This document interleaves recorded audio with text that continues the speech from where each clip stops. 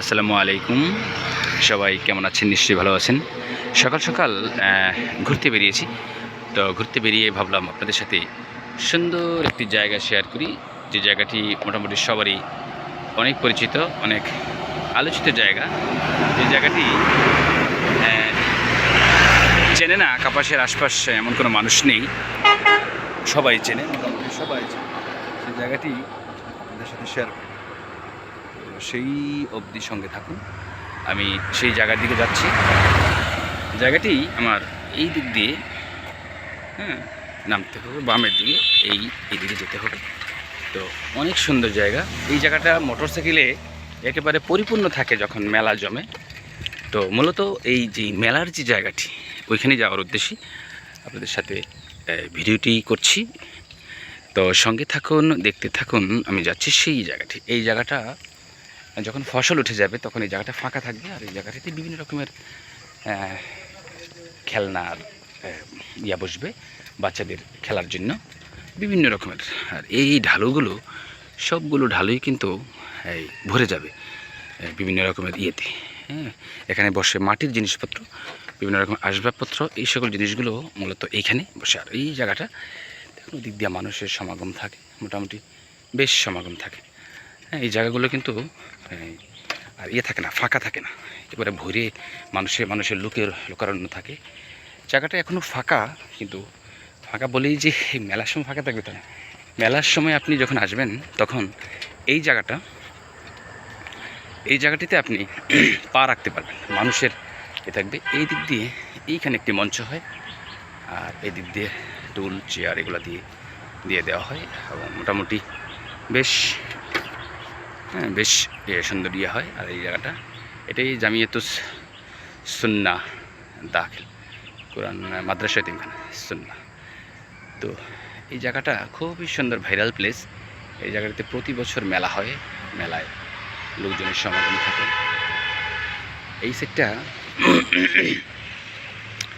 এই দিকটা পুরাটা, এই জায়গাগুলো পুরোটা কিন্তু স্টলে ভরে যায়, মোটামুটি বেশ ইয়ে হয়। যখন আপনারা এই মেলাটা জমবে তখন আসে এই জায়গাটার যে চিত্র, সেই চিত্রটা কিন্তু তখন অনেক সুন্দর থাকবে। এই ঢালাগুলো, যে এই ঢালা, ওই ঢালা, এই ঢালাগুলো এখন ফাঁকা দেখছেন, কিন্তু এই ঢালাটা তখন এই দিক দিয়ে বিভিন্ন রকমের ফুচকা, চটপটি, বিভিন্ন রকমের খাবার আইটেমের দোকানগুলো কিন্তু এই সাইডটা দিয়ে একেবারে ভরে যায়। এখন তো জেনারেল ফাঁকা আছে, আর ফাঁকা জায়গাটা বোঝা মুশকিল। এই জায়গাগুলো, এই ঢালাগুলো এবারে ওই জঙ্গলের ওই পাশ দিয়ে সব জায়গাগুলো মোটামুটি ইয়েতে ভরে যায়। হ্যাঁ, ফুচকা, চটপটি। এদিক দিয়ে আমরা যখন আসি তখন এই সেটগুলো, এই সেটটা থেকে কাপড়ের দোকান, এদিক থেকে কসমেটিক্স, ওই পাশে মাটির হাঁড়ি পাতিলের দোকান, ওই পাশে ঢালার নিচে জমিতে ধান ক্ষেত, সেখানে থাকে চরকি টরকি, এই বিভিন্ন বাচ্চাদের খেলার জন্য ইয়ে থাকে, ব্যবস্থা থাকে। আর এই ঢালাগুলো কিন্তু কোনোটাই ফাঁকা থাকে না, একেবারে দোকানে ভরে যায়।